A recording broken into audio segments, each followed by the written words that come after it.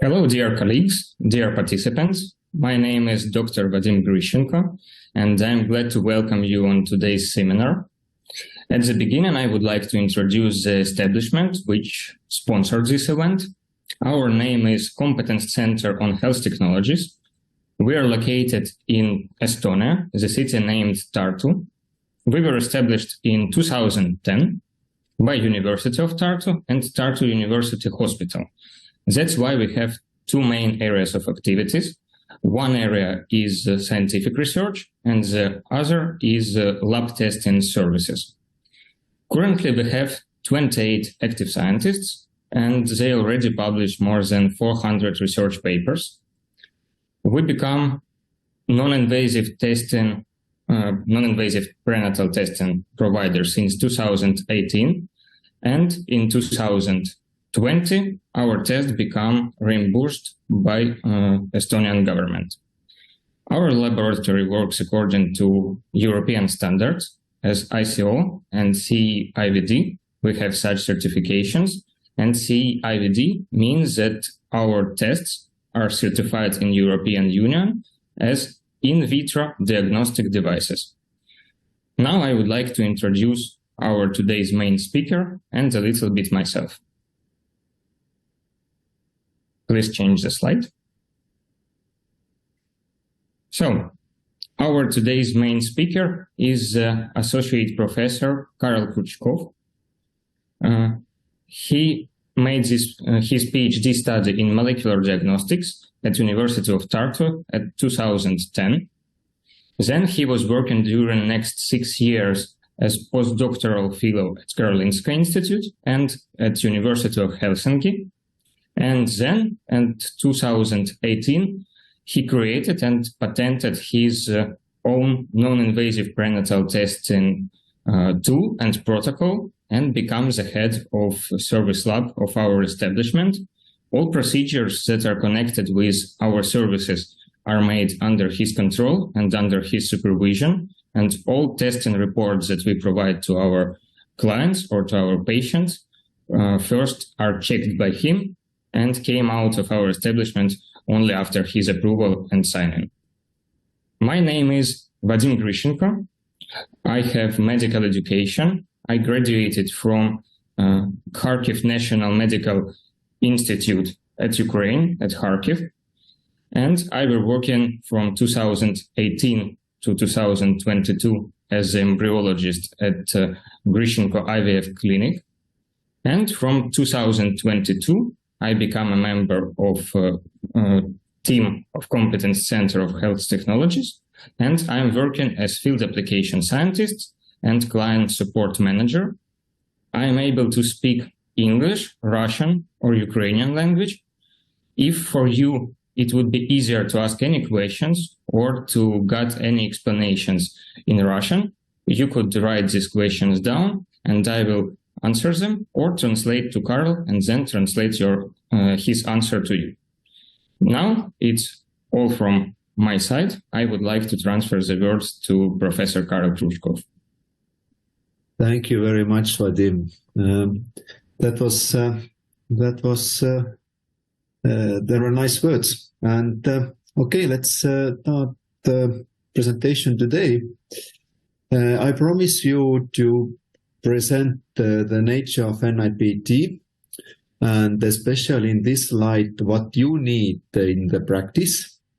So, and at the end and during the presentation, you get the answer, like how does NIPT help us? Not only us, but also you, physicians and midwives, and of course our patients. So I have very strong technology background, and that's why I believe in technologies. That's why I also explain you the level of the technologies very briefly to understand where we are. So you know very well that if you analyze the organs or measure the dimensions of the organs or whatever you wish to monitor, then of course you use the ultrasound. If you wish to see into the cells or count the cells and make the cell level research, you use the microscope. But to study the genome, what is behind the genes and everything, and do we have any kind of chromosomal aberrations, then we have to study DNA and we have to study genomes. So please keep those three levels in mind, because especially the collaboration between the ultrasound and DNA sequencing on DNA level, that would guarantee the best outcome. And I made the most boring slide in the beginning, because that is the basic of any informed consent of NIPT. And during the presentation, I take through the like a logic order of informed consent. And you do not need to make marks and comments here, because I have made comments here on the slide, and you can take this material as a ABC book material basically later on, because all slides are available. So let's start from the very basic. It is so that since last year, 2022, it's mandatory to have IVD mark on any genetic testing, basically. And so if you have like a proper NIPT test, then the informed consent should say that the test has IVD, and you can sell it and distribute it in EU. That is mandatory.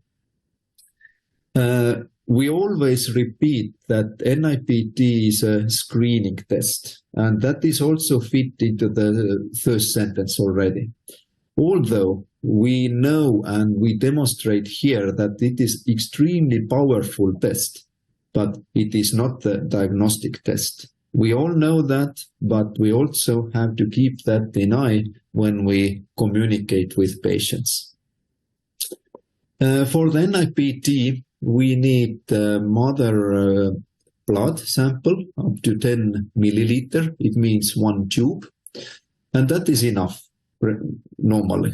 If sometimes we need resampling, but generally 1 tube of blood, mother blood, is more than enough.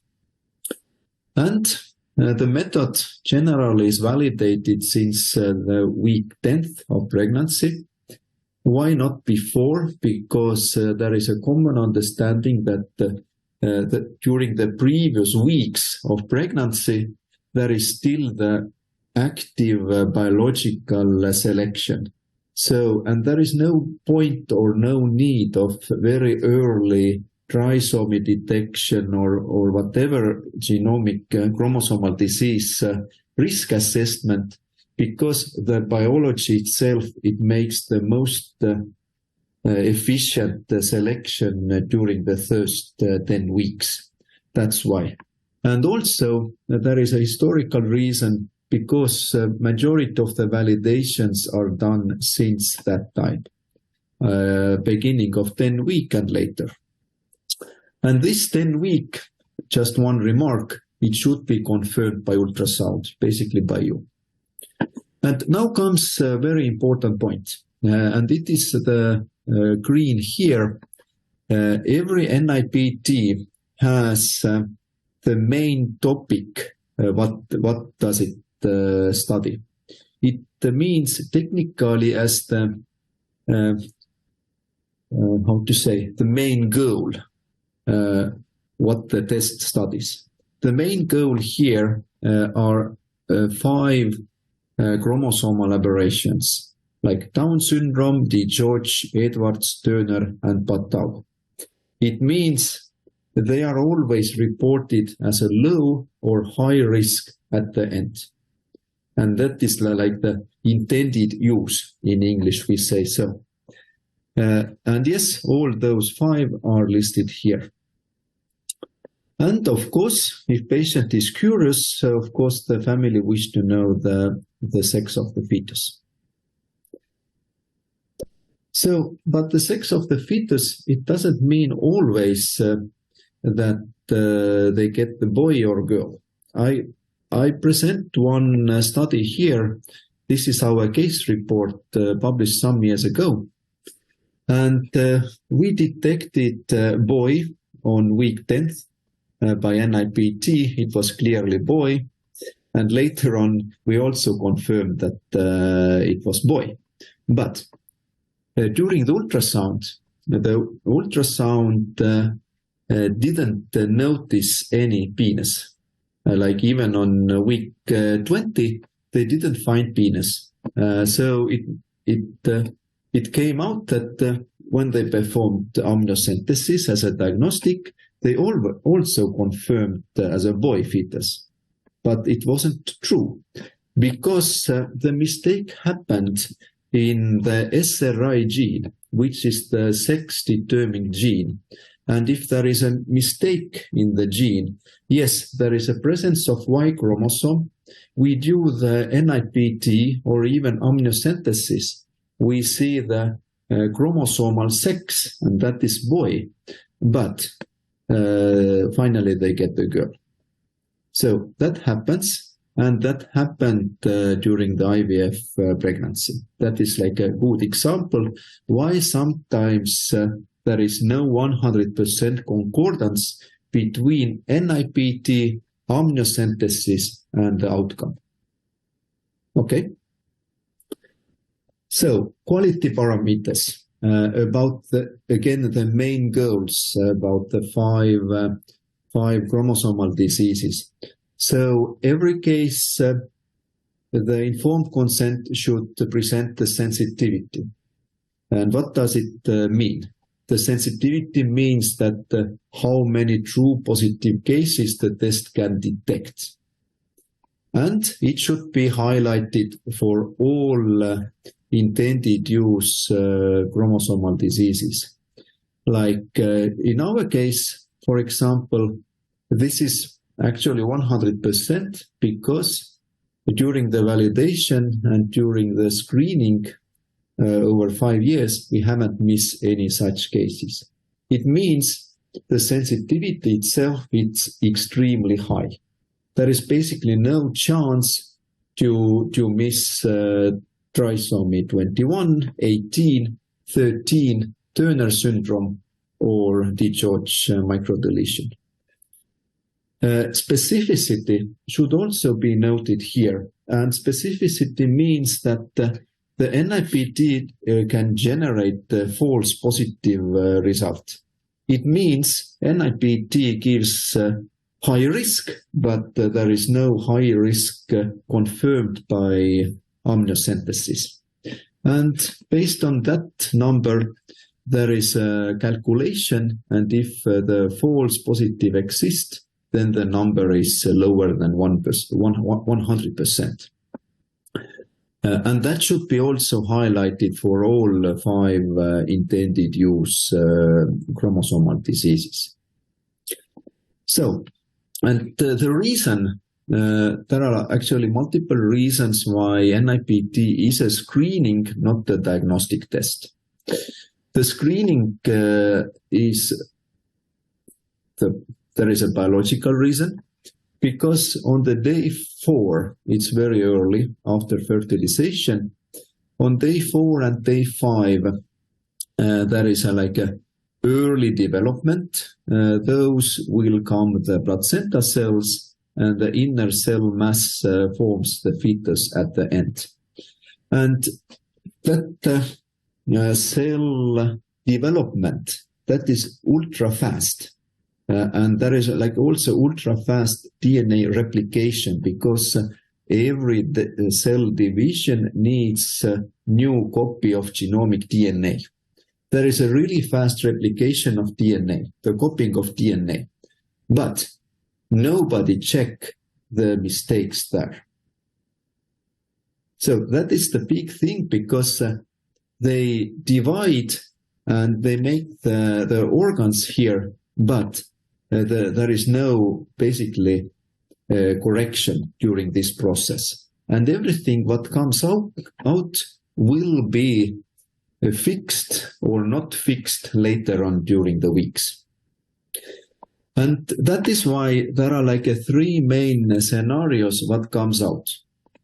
like this is on the left side, you see when the placenta has chromosomal disease, it has like a NIPT positive and also confirmed by amniocentesis as a positive. And it means that there is a NIPT true positive. Yes, there is 100 concordance between the NIPT and amniocentesis. So it is also common that the placenta has the mistake, but in some reason the fetus is healthy. There is no sign of chromosomal disease. But yes, we detect high risk here from placenta tissue, and amniocentesis confirms that the fetus is healthy. For NIPT, it means NIPT false positive. That is fine. The worst scenario in our case and in your case and in family case would be that placenta-based NIPT do not detect any aberrations. The placenta is healthy, but there is like a very tiny probability that the fetus is affected. In good scenario, in some coincidences, maybe you do amniocentesis and you find a mistake, but in reality, nobody checks that fetus, and it may happen. That is the worst scenario, and we call it as a NIPT false negative. So that is like a really simple explanation how the mistakes happen in early stage and what the true positive and false false negatives are meaning. And why it's a screening test? Like point 2, there is a vanishing twin scenario. It means 2 embryos were transferred during IVF, for example, or 2 eggs were fertilized. And in the beginning, there have been 2 fetus. It has been described multiple times, it is published and so on. That is not the secret, but we don't know how long the vanished fetus contributes his or her cell-free DNA into maternal blood, and how much time and how many weeks it affects the NIPT outcome. So at least 2 weeks, but I will show on the next slides that it could be even longer. There is no rule like how many weeks it takes if the vanished fetus disappears. But of course, we have to wait a couple of weeks. That is fact. And I guess it is like a case by case. That is why before NIPT, careful ultrasound should be performed. And also, please check the status of vanishing twin. The vanishing twin doesn't mean that there is no chance of NIPT. That is not correct. But for the lab, it is important to know that is there vanishing twin or not. And how often? Do you see my pointer now? Yeah, sorry. And how often is vanishing twin? I created this slide based on Estonia population and based on literature. A vanishing twin affects 20 to 40% of IVF pregnancies, and that is published. Okay, it is like a broad range. And if last year we had like a 6% of all births were IVF babies, it means, and they have like a 30% vanishing twin risk, it makes 2% prevalence in total population. Okay, makes sense. And in natural case, without IVF, the prevalence is 1% approximately. In total, 2 plus 1, it makes 3% of all pregnancies have more or less vanishing twin touch. And you can only detect it by ultrasound, Or if you transfer 2 embryos in IVF clinic, then you know by fact that the 2 embryos were transferred. And what is the solution? We cannot solve such kind of biological challenge, but on the technical point of view, we need NIPT that accepts vanishing twin cases. And also we need the communication that, yes, there is a vanishing twin.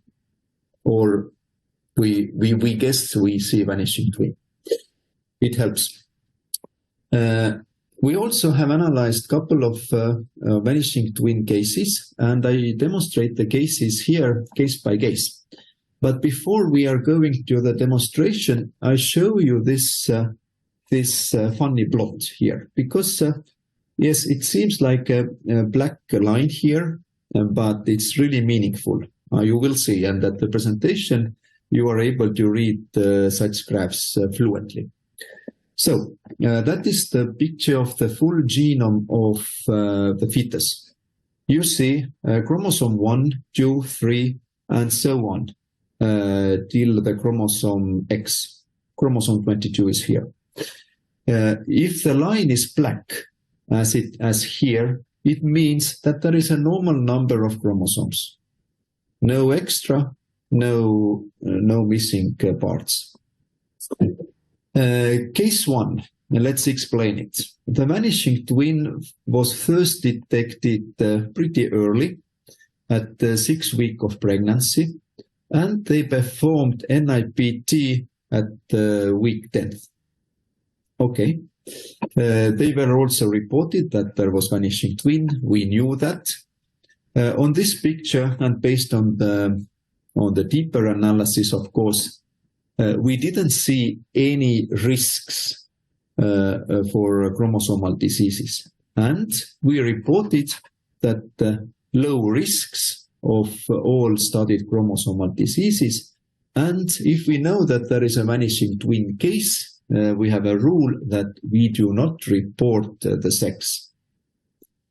But what we see here, we see that clearly both fetuses were girls. It means that no Y chromosome trace was detected during the analysis. But it doesn't matter, like, do we report the sex or not, because the parents wish to know the risk of chromosomal diseases. That is clear. Case 2, vanishing twin was detected. We don't know information when, but they performed NIPT on week 13. The outcome, we detected trisomy 8, high risk, and we didn't report sex. Okay, so the trisomy 8, high risk, it may mean that the fetus, one fetus vanished due to the real trisomy 8. That is logic. And the signal was detected on week 13. Anyway, the patient was informed about this possibility that the risks may appear. And yes. And what is the status? The girl was alive. That is expected. But the boy was vanished because we detected the Y chromosome trace and it was 3.5%. Okay, it proves that the dead one was boy. And the case 3, a vanishing twin was detected almost at the same time as case 1, 6 + 5. NIPT was performed 6 weeks later. Outcome was low risks of chromosomal diseases and no sex reporting.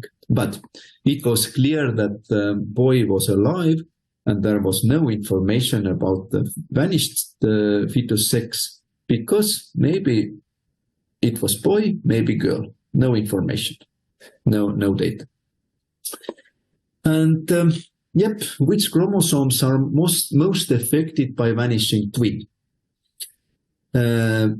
Because clearly it is those are eliminated by biology itself, but they appear in the laboratory and we have to explain the vanishing twin cases not weekly, but at least a couple of times monthly. So there are like multiple studies who try to answer and try to take the data together, like how much we have to wait before NIPT test. There is no rule at all. It is here that there are some true positive and false positive. You can detect even the signal 10 weeks later, and you get the true positive cases like 1 month later. So there are absolutely no rules. It's just good to know. The counseling is important because the patient should be informed that if in case of vanishing twin, there is a higher chance of high risk results. But the high risk may come from the vanished fetus. And of course, there is a higher chance of further amniocentesis. That is clear. But not always amniocentesis is recommended.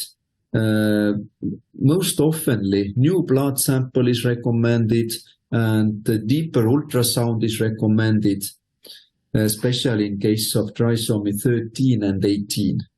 And for example, if we go back here, it is clear that in high probability, the trisomy 8 came from the vanished girl, because otherwise the signal would be much, much higher. And like a third reason why NIPT is not diagnostic test is that biology varies, and it varies a lot, as shown here. It's not black and white at all. So the signal, the chromosomal disease risk signal would also originate from mother. It means, and that is the highest in Turner syndrome, for example, because almost half of the Turner syndrome high-risk cases are explained by maternal origin. So it means that the mother's own signal contributes into NIPT, and we see the mother Turner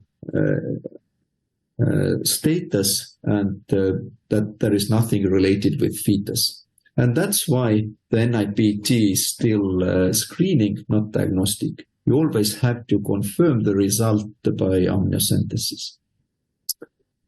So now we are moving on with informed consent text. And we study this question like the genome-wide study. Why I mention it here? Because NIPT is a whole genome sequencing, at least in our case. Yes, there are like alternative ways also to study the main trisomies, but for us it's clear that only the whole genome study is the way to go, because I will explain it. The genome-wide study means that it analyzes the full genome of fetus and mother. And yes, we see the full genome. And if we study the full genome, we can find like so-called incidental findings. Of course, we target like trisomy 13, 18, 21, and then so on. But also other mistakes may happen.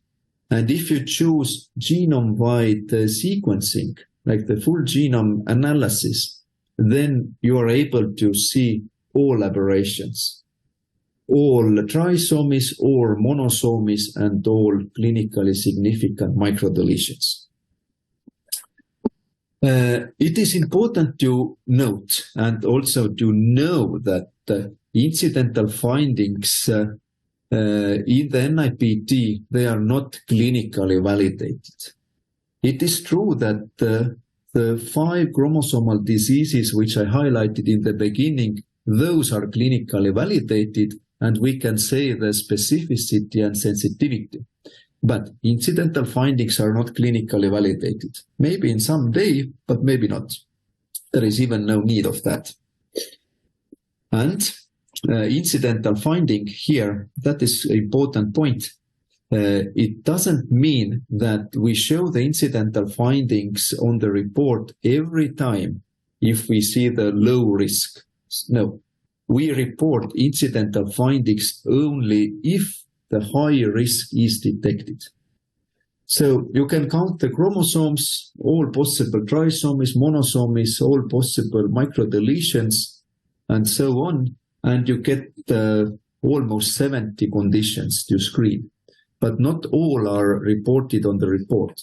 Only the main goals, like the 5 chromosomal diseases, are reported as low or high, and all incidental findings are reported only if the risk is detected.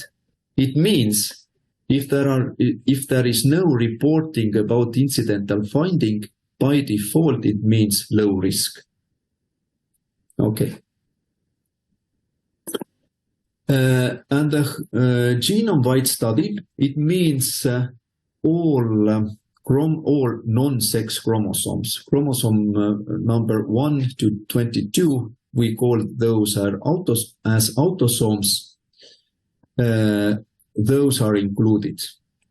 And yes, we are able to detect trisomies when there are 3 copies, or monosomies if 1 copy is deleted. And that is the picture of, again, the one healthy boy. You see all chromosomes again on the black line, no extras. Nothing is lost here, and you see why it's boy, because there is a miss of 1 X chromosome. So that is boy. That is clear. If there is a trisomy 21, for example, then it's clear. You see like 3 copies of chromosome 21. It is highlighted here. And it's also boy. So that is clear. As an incidental finding, you can detect, as I said, other trisomies and other monosomies. For example, that is a girl because 2 X chromosomes, and we see the extra copy of chromosome 16. And the same finding was confirmed by amniocentesis. Okay, like NIPT true positive case. And one NIPT false positive case, trisomy 9, detected by NIPT. It means it was in the placenta. Of course, it affected the pregnancy and maybe even caused the pre-birth. I don't know. I have no idea, but of course it's like a good information. But biologically, there is no chance that a trisomy, like the fetus with the full trisomy 9 give a birth. So it should be in the placenta. And that is why it was not confirmed by the amniocentesis. The fetus was not affected. And why the incident, like how often the incidental findings may occur and in which chromosomes. Here is like a really big study from Netherlands. The study involved more than 100,000 patients, and they detected that incidental findings happen in less than 1% of all pregnancies. But among that, 50% of the cases were explained and were caused by placenta. So placenta only. Then 25% caused by mother. Okay, mother has some chromosomal mosaicism, partially something weird, and she contributed to the analysis. The fetus was healthy. And only in 22% the fetus was affected. And on the graph below, you see the highest incidental finding prevalence happened with the trisomy 7. And there is no chance that there is a living child with trisomy 7, only in case of mosaicism. But it is common that if there is a trisomy 16, then it is restudied by amniocentesis. And the same about the trisomy 22, because it may happen in fetus, and also some mosaicism is confirmed by trisomy 8 and 9 as well. And also very big study from China. Pretty recently, even more samples, 158,000 samples, and they found that incidental finding prevalence is 0.5% of all patients. Of course, they studied the findings by amniocentesis, and they confirmed the outcome by amniocentesis only in 30%. And they say that there was nothing pathogenic. So yeah, no reason of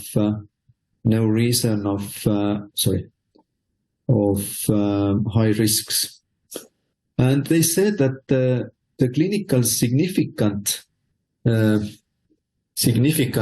PPV value was only 8%.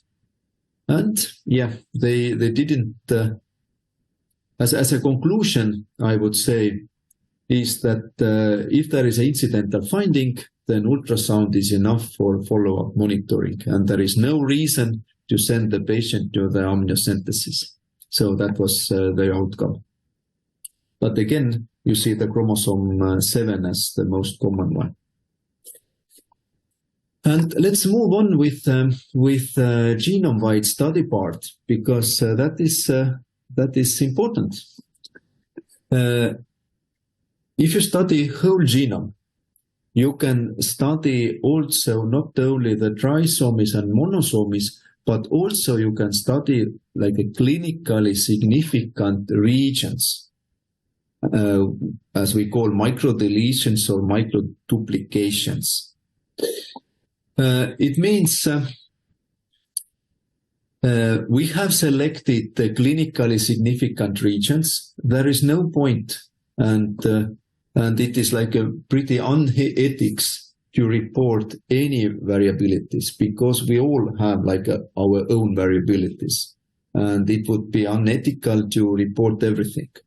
So that is why only the clinically significant regions, microdeletion regions, should be well defined and selected for NIPT analysis. And NIPT is able to detect larger than 0.5 million DNA base aberration. It means, in our case, the level is 0.5, but commonly it's 5 or 7 megabase. It's much higher, and commonly NIPT tests are not sensitive enough to detect small microdeletions. That is fact. Whatever the leaflets say, don't believe everything. Yes, and in our case, we have selected 18 regions that are responsible for 21 different rare diseases. And that is the list of the rare diseases. They can be rare, but if you have 18 positions and 18 or basically 21 syndromes, and if you summarize the frequencies, then it's not rare at all if you study them as a group. So we sorted out this group, and we are convinced that that is really significant and justified for screening. The list was composed based on published peer-reviewed papers, of course, by big centers, publications, everything what was available. And we also gathered the Estonia statistics over the last 15 years. It means we have detected and we have studied that in average we have 7 such diagnoses confirmed annually by among the children at age 0 to 10.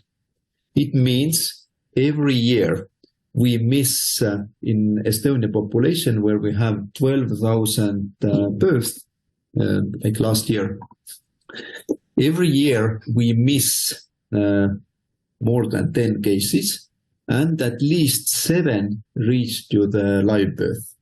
And later on, if we do not make the screening good enough, then later on we have to deal with sick kids and with diagnosis. Okay. And combining both knowledges together, like Estonian statistics over the last 15 years and peer-reviewed papers, we compiled this list. And the list is also approved by the Estonian Society of Medical Genetics. So, how do we see microdeletions from the analysis? This slide is for visualization. It is not like a computing science, but it is for eyes. You see the girl here, no Y chromosome. Everything seems perfect at the beginning. But if you zoom in into the chromosome 1, that is the chromosome 1 here, you see that in the beginning there is a drop. And the drop means 1p36 microdeletion. And it's only 3 megabase long. It is very short in the genome context. And why it's relevant? Because the maternal age was 35 years, like 13 weeks of pregnancy, and by the ultrasound screening, her risk was medium, I would say, and trisomy 21 risk was detected. Like this is the risk range. It wasn't high risk at all. It was like a medium risk. Then we performed NIPT in January. We sent the microdeletion finding to the hospital. They suggested amniocentesis and they confirmed 1p36 microdeletion. And this case is relevant because that is the first time when we found this microdeletion during routine screening. And incidentally, we got the patient from the ultrasound screening, but they suspected there is a trisomy 21 as a common marker. Another case which is even more interesting, I would say. Same here, boy, you see nicely miss of Y chromosome, and here, chromosome 12. What happens here? The long arm is normal, but the short arm has trisomy. Okay, does it make sense? Of course it makes sense. But it is even more important here. The same age, is it coincidence or not? Pregnancy 13 week and absolutely low risk of chromosomal diseases after ultrasound screening. That makes sense. The patient paid the NIPT from her own pocket. We detected high risk this April, and just 1 month later, the amniocentesis confirmed Pallister-Killian syndrome. Yep. That is possible, and that is everyday life here. And incidental findings again, and the whole genome study. NIPT is able to detect sex chromosomes, of course, and if there are like anomalies in sex chromosomes, Klinefelter, Jacobs, and trisomy X, then those are also reported. But everything what is related with the genome-wide study and incidental findings, it's optional. And that is important to note. that if the patient wished to screen only 3 trisomies, D, George, and Turner, then there is option to say that please do not report any incidental findings we find. Okay, then we ignore everything. But otherwise, by default, they are analyzed. And if patients do not wish any incidental findings or outcome of the Klinefelter, Jacobs, and the trisomy X, then they make like a tick in the ordering system, and it is blind study for them. But what does the American College of Medical Genetics and Genomics says about the sex chromosome anomalies? They strongly recommend it for screening. Yes, there are like a strong arguments because the test sensitivity and specificity are really high, but also it varies the conformational rate, because as I explained previously, the mother could contribute to the Turner syndrome, which is the most critical part of the sex chromosome analysis.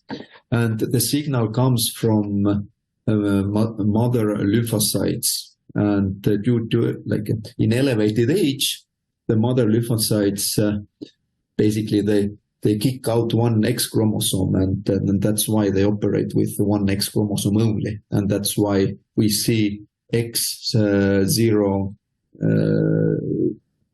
karyotype from NIPT, and it causes also NIPT false positive. But generally, yes. Sex chromosome aneuploidies are recommended during this guideline. That is clear. Results and reporting. Generally, there are like 3 main categories of findings in NIPT. Everybody are happy if there is a low risk. Okay, that is, how to say, 99% of our samples, they get low risk. Everybody are happy here. Then the oranges are high risk outcomes, high risk among the 5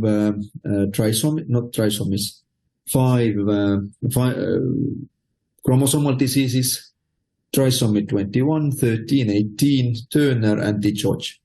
And incidental finding high risk, also orange, but any kind of sex chromosome anomalies, other trisomies, other monosomies, or changes in those clinically relevant microdeletion duplication regions.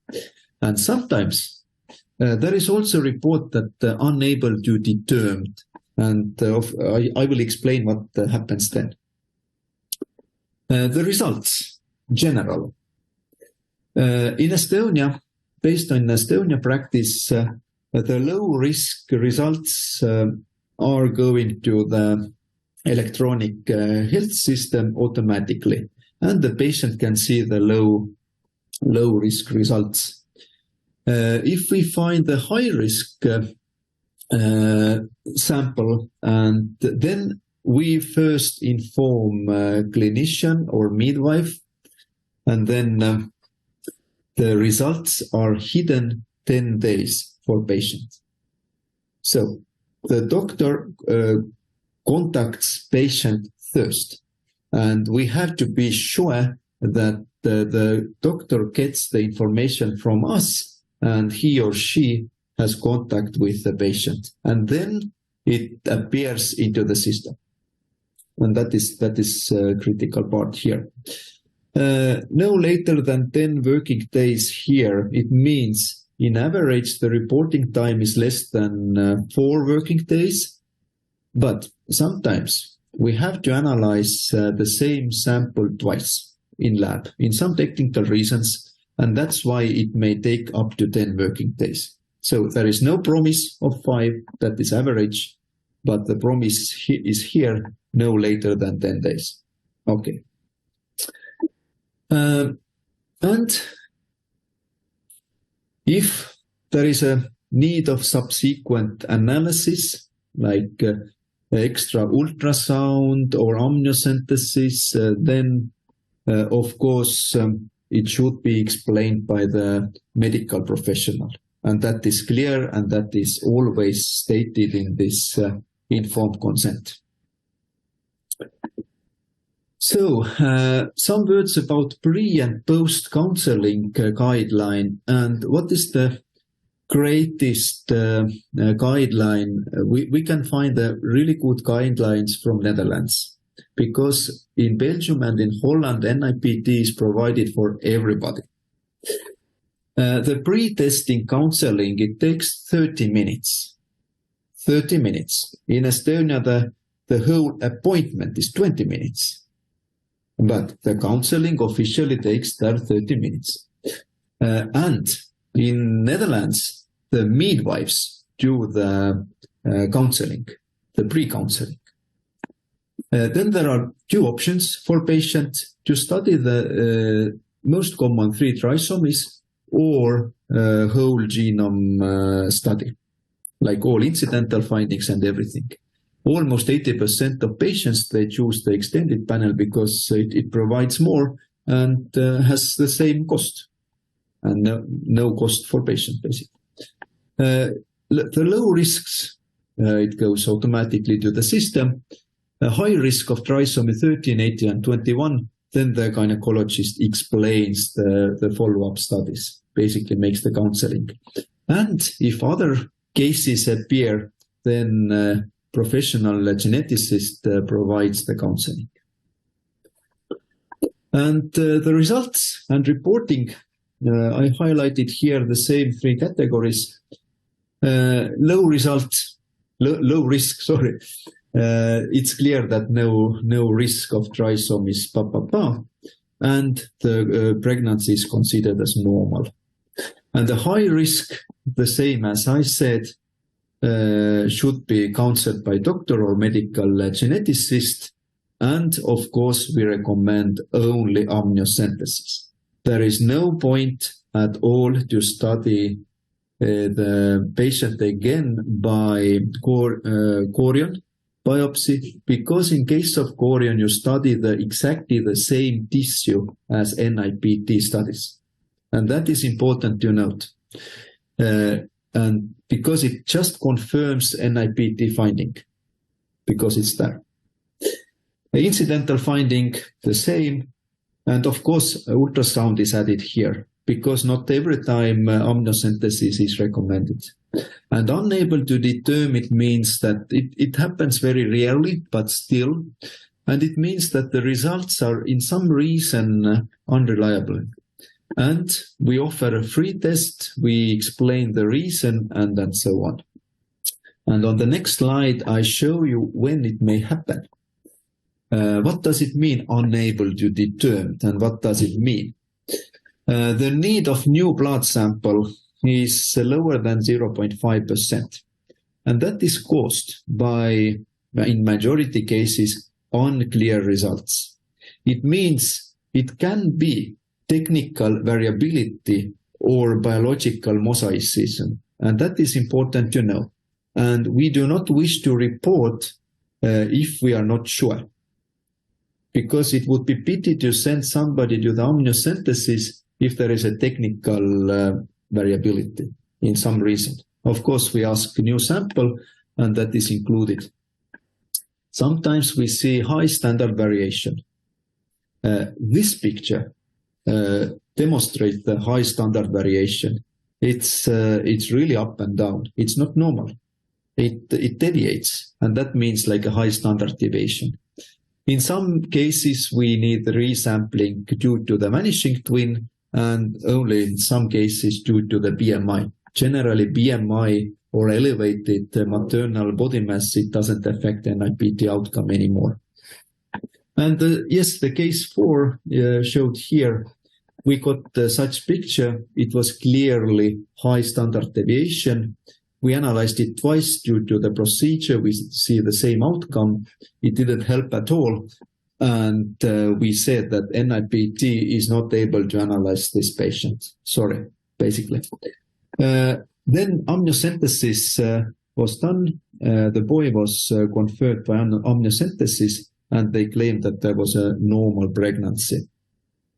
But of course we know, and it is proven by by publications that if there is a high standard deviation, there is a risk of tumor.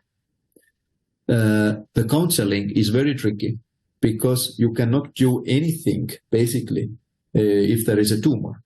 And even to detect the tumor is doable, but only by scanning. And the latest paper from Belgium, it says that the imaging is the most reliable and recommended way to screen and study the tumor or possible tumor of pregnant women. Because this picture, it hints clearly to the tumor, but any communication and counseling, it's like a case by case, and it's tricky. It's not our business directly, but of course we have to report and communicate such cases as well. And what happens if there is unable to determine the result? Then starts the normal communication between us and the doctor, basically. So that is the simplified scheme. Unsuccessful NIPT test.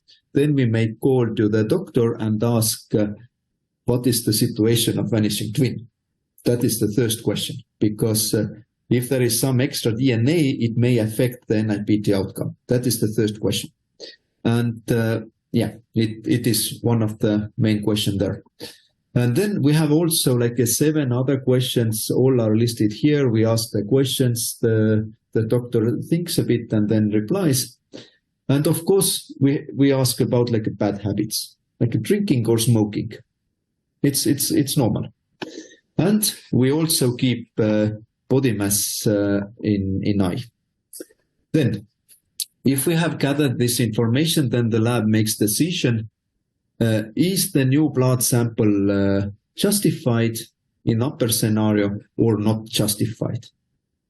There is no point to study that by NIPT if it's clear that there is a active tumor, for example, in this patient. Then there is no point to make NIPT anymore. Waste the patient time and then money. If we agree to ask new sample, then there are like 2 options. If the proper ultrasound is performed, the conventional screening, then as soon as possible, on week 13, 14, let's make it as soon as possible to make it done. If the NIPT has performed originally very early, like week 10, for example, then we ask doctor to make the ultrasound investigation first, like a chromosomal disease screening first, to be sure that the fetus is okay, it looks okay, there is no traces of vanishing twin and so on. So it means sometimes we postpone the resampling of NIPT. And then we provide it for free, and then everybody are happy, usually. And how do we analyze the full genome? Some slides, some technical slides, but it is good for you to understand the background, what is going on and how things are moving. So we analyze the cell-free DNA, and that is from mother's blood, and that originates from placenta. So placenta cells, they circulate in mother's blood system, and the destination is kidney and liver. Basically, the DNA is recycled. It is in the lab perspective, the fetal origin cell-free DNA is slightly shorter than maternal DNA, and that makes NIPT possible. That is like a biological reason why NIPT is possible. And as NIPT has been more than 10 years on the market, it is now clearly the best biomarker for chromosomal disease screening. It is not the cheapest, but that is the best. That graph here demonstrates the increase of fetal fraction, the fetal origin DNA proportion in the maternal blood sample. And you see the weeks here. If you take the blood sample on week 12 to 16, then the average is around 10%. And if the pregnancy goes bigger, of course, the cell-free DNA increases. Okay. And if there is a delivery, then basically the cell-free DNA of fetal origin, it disappears within 2 hours. So on this graph, that is the fast phase of disappearance of fetal cell-free DNA. It drops drastically during the first 2 hours after placenta is out. And the slow phase, it may take 2 days until all traces of fetal DNA disappear. And in the next pregnancy, there is like the new cell-free DNA from the new fetus. As Vadim said in the beginning, yes, we have developed our own method to analyze samples, especially for NIPT. That we call it as a Focus Plus. That is just good to know. And it is also important to note this word here, which is enriched. And the enrichment, that is the key word here, because the enrichment means that we make something more concentrated. Okay, let's keep that in mind. And finally, we use Illumina DNA sequencing technology, which is like a common standard over the world. So, how the genome is analyzed? Let's explain it so that there are like 2 ways of NIPT. One way is to do NIPT, as we call it, like a whole genome analysis. It means we study all chromosomes, including sex chromosomes. We are able to see all trisomies or monosomies and all defined microdeletions. Shortly. And there is also option to do the targeted NIPT. It means technically not the full chromosome, not full genome is analyzed. Only the main candidate chromosomes are targeted for the analysis. Also, sex chromosomes are targeted, and the limited number of microdeletion regions are targeted. And that is named as a SMP technology. They mostly know that as a panorama test, in other words. That is one of the NIPT that makes the SMP analysis. So it is also comparison of the whole genome NIPT and targeted NIPT. And here are like all advantages and disadvantages. Like, to be fair, let's start from the disadvantage. Both assays, both NIPT methods cannot analyze single gene disorders. Please keep that in mind. Like monogenic diseases, no chance. It is not for NIPT. Okay. So, but let's deal those 7 points which are relevant. Main risk chromosomes. Okay, both can do that. Sex chromosomes. Yes, both can do that. Other trisomies and monosomies, it means incidental findings, trisomy 8, 9, 16, 22, for example. Whole genome NIPT reports those ones, but you miss those with the targeted NIPT. Limited selection of microdeletions. D. George, Gris-Duchamp, 1p36.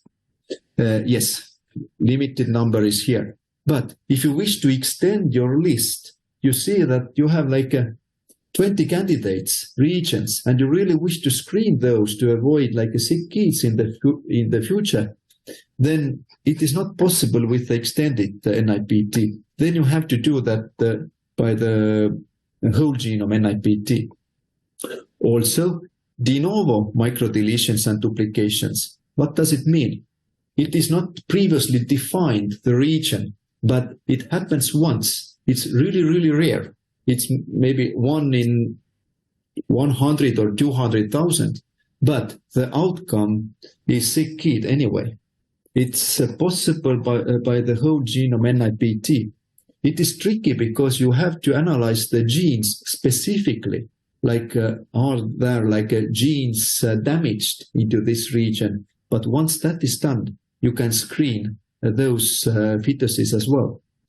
And as I demonstrated briefly previously, there is also possibility to detect the tumor risk. If there is a tumor risk, like on, how to say, on symptomatic tumor, let's say. There is a tumor, there is fetus and so on, but clearly there is a tumor picture in the blood sample.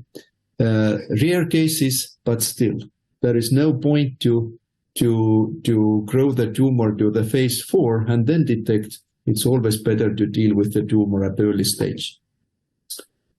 And how can we improve the NIPT sensitivity?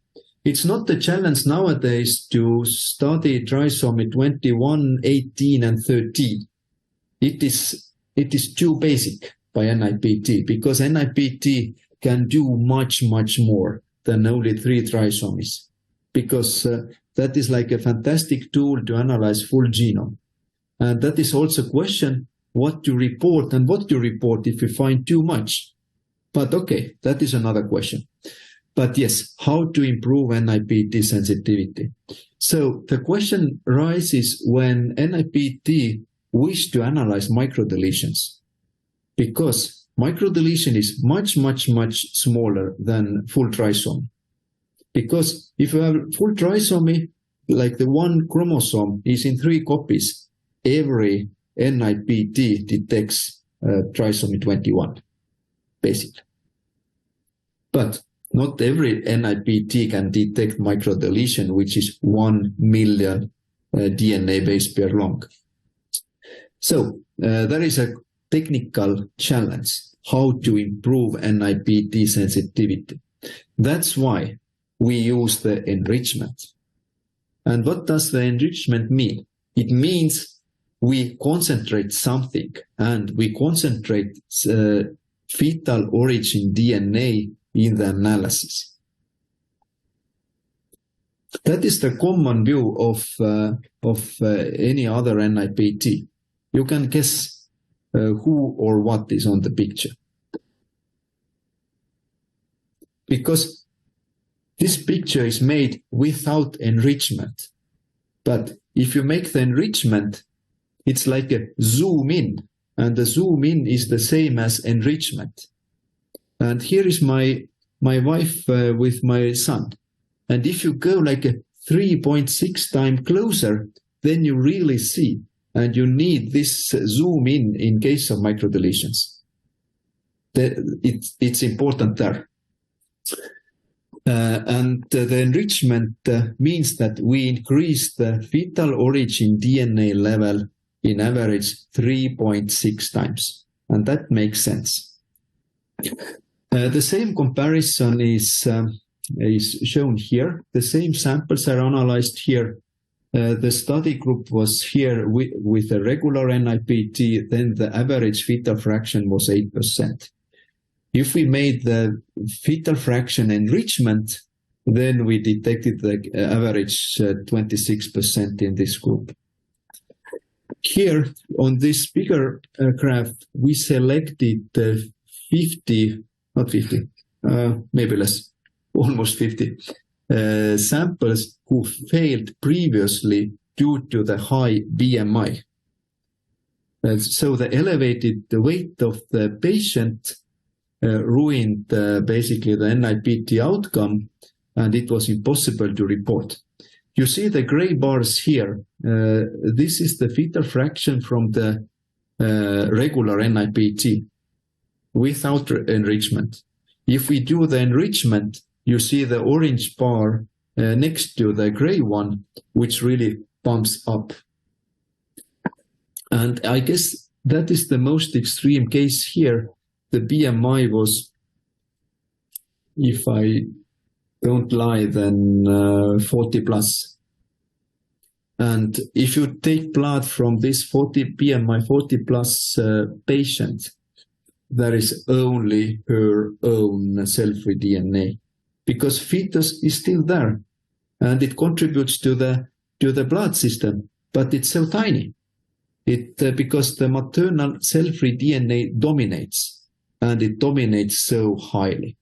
So basically, in the past, NIPT with higher than BMI, higher than 35, it was like a pointless attempt.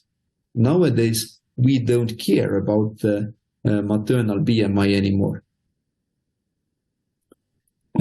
One good publication from the United States, they analyzed almost 60,000 patients, and the main outcome, or the graph, is here. I explain it a bit. You see the black line and a lot of gray dots here. It means if the mother BMI increases, it goes to the right, then the fetal fraction, which is on the y-axis, it decreases here. But together with that decrease, there is also like the risk score decrease of chromosome 21 trisomy, chromosome 13 trisomy, and 18 trisomy.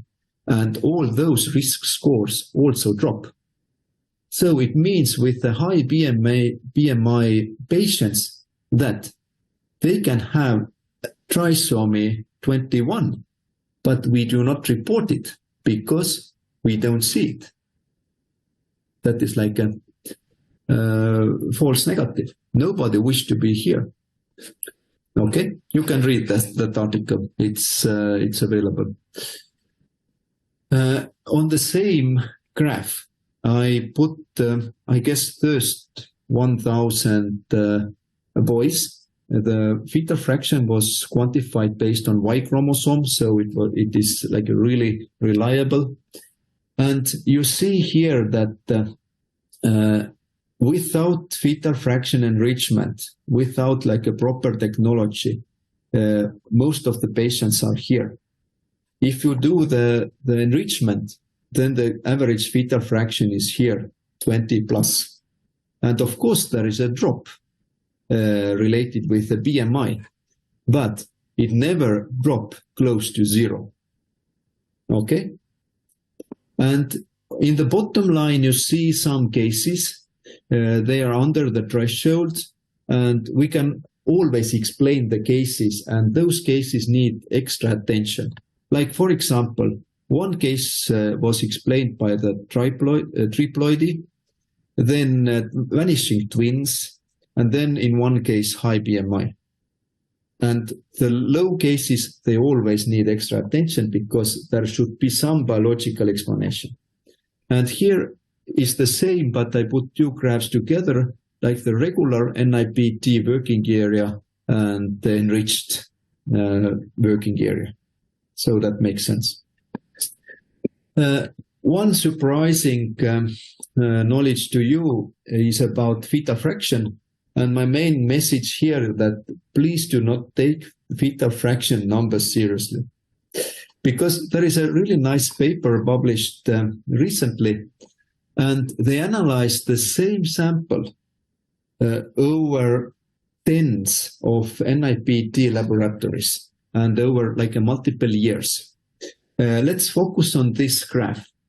The same sample was sent to the multiple NIPT labs. They asked to do the NIPT analysis and report fetal fraction. And what did they see? They see that some lab, they said that the fetal fraction is 10%, and another lab said that it's over 20%. And that was not enriched. It was like a normal NIPT. Okay, that is high, no stress.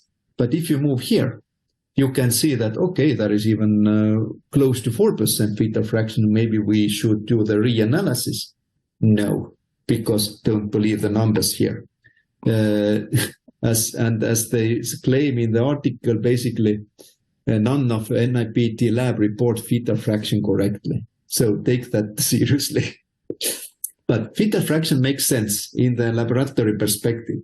But in the patient perspective and in the clinician perspective, it doesn't make sense. And there is no reason to ask new blood sample or recommend diagnostic test if the fetal fraction is low. Risks and limitations, of course, everything is mentioned here related with the ultrasound. NIPT does not substitute ultrasound. That is the first claim here in the informed consent, and everybody should know that. And NIPT is not able to detect any fetal development errors, and that is detected only by ultrasound. That is clear, because if there are like a clear error in the fetal anatomy, then you see it by ultrasound. That is obvious. And of course, again, NIPT is not a diagnostic test. That is clear for everybody. It can provide you false negative, false positive results, clear. And again, if there are like a developmental disorders, then NIPT is not able to detect those ones.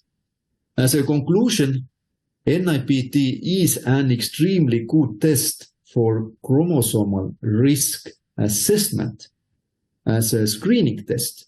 And it works together with ultrasound first, and then amniocentesis later. That is the main conclusion here. And everybody should know that there is no room for claiming that NIPT will replace ultrasound in the future.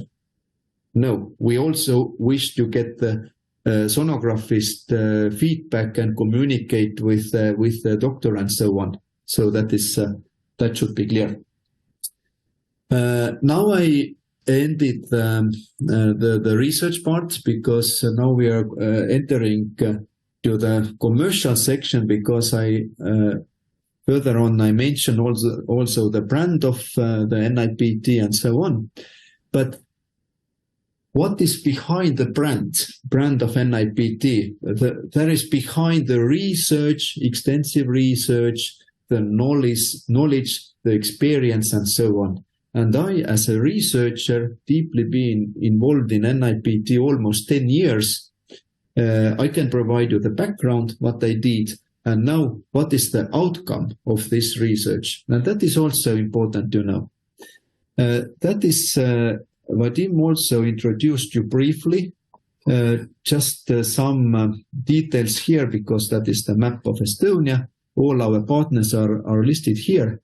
And it is almost fact that all women's hospitals, they provide our NIPT, and we gather all Estonia samples into one center. Because if we gather this, all samples into one center, then we keep the competence in the country. And that is important, not to send samples very far to the States, for example, because nobody gives you feedback back later on. Nobody makes you new inventions in the country, and so on. And yes, all Estonia samples are coming here to the Tartu.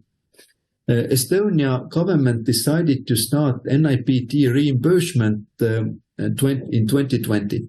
It means not all pregnants are covered by NIPT, but only the pregnants whose elevated risk has been detected by ultrasound. So basically, we are fixing the mistakes of the first trimester screening. And some patients, they get like a double screening. First, serum markers and ultrasound, and then by NIPT. Okay. And that is the part of screening in Estonia. And they compensate up to 2,000 patients annually. But the real number is lower because, the birth rate has decreased drastically during the last years. Last year it was 11,500 newborns only. So taking all this together into one commercial test, that is again the 5 intended use syndromes, like always reported as a low or high risk outcome. And this section is about incidental findings. All other trisomies, possible monosomies, sex chromosome abnormalities, fetal sex, of course, and carefully selected 18 microdeletion and duplication regions larger than 0.5 megabase. And that is the most innovative part of the NIPT nowadays. Because some NIPT, they provide up to 10 microdeletions. Some NIPT do the whole genome scan, but they report everything. And if you have like a common variance between you and your neighbor, there is no point to report it because we know that we are different. But it doesn't, often it doesn't cause any clinical outcome. So for the regular screening, we need 1 tube of blood. The screen conditions, the number is more than 70. And we can claim that the average fetal fraction is 28%. It means if you have like an obese patient, it's for us. Please provide us challenge. Because we get enough fetal fraction for the analysis, and there is like a really low number of retesting. Reporting time, that is based on Estonia, it is less than 5 days, but also some cases they need 8 or 9 days if we have to analyze the samples twice in-house. And as I mentioned, the resampling is extremely low. Previously, it was so that during the COVID pandemic time, the COVID also increased the maternal origin cell-free DNA level because the asymptomatic flu basically kicked maternal cell-free DNA level up, and then we had to repeat the NIPT testing. But now the resampling percentage, it is extremely low. And yes, we have to retest sometimes if the result is unclear or there is a vanishing twin involved. Then sometimes we also have to ask new sample. And from the quality point of view, yes, the test has IVD because otherwise it's not allowed to operate on the market. All procedures are done based according to the ISO rules, and we have successfully participated and achieved the maximum points also from external evaluation schemes. The first scheme is for full trisomies, and the KNQA is for microdeletions. So we have achieved maximum points there. And that is the comparison. If we put the NIPTify test here and the NIPTify Focus Plus here, then we study all chromosomes from 1 to 22, then sex chromosomes, and then the list of microdeletions and duplications, and of course the sex of the fetus. And all together, it's like a one package for patient. There is no point to waste time for basically selling the package 1, package 2, package 3 for the patient if the time is very limited. So there is one package. If patient do not wish to get all incidental finding information, then she makes the tick there, and then only 3 trisomies, Turner and D. George, are reported. And for comparison, Panorama XP, that was our competitor like many years, but nowadays there is nothing to compare anymore because Panorama does not eat vanishing twins. And that is clear, you all know that. And also you cannot analyze the extended panel if there is a donor eggs or donor embryos were used. So all this information should be carefully reported. And of course, the panel is not so extensive. That's why And if they target only certain chromosomes, then you see that there are the full genome is not covered. And not all pregnancies are single pregnancies, because NIPT5 Focus Plus is for single pregnancies only. And the reason is very simple. Estonian population is 1.3 million. It's impossible to validate NIPT for twin pregnancies here, because probably we have to wait 80 years or 100 years to get the Batau positive twin here in Estonia. It's impossible. That's why we make a really good cooperation with Eurofins Rome. It locates in Italy, and we send all Estonian twin samples to Italy, because that is the best available NIPT in Europe. For monochorial twins, there are a lot of conditions under screening, plus sex indication, of course. And if you detect the D-chorial twins, then the microdeletions are not analyzed, but all other chromosomes are analyzed, except Klinefelter, Jacobs, and triple X. But yes, that is the best what is available at the moment at the most advanced technological level. In D-chorial twins, if there are changes greater than 10 million DNA base pairs, like the gains or losses, those are also reported. Sorry. And the same comparison with the panorama twins. In monochorial twins, very limited conditions here compared to the Eurofins. And in case of D-chorial twins, only 3 trisomies here. But there is, if you use the whole genome sequencing, then it provides much more. Yes, and that is all from my side.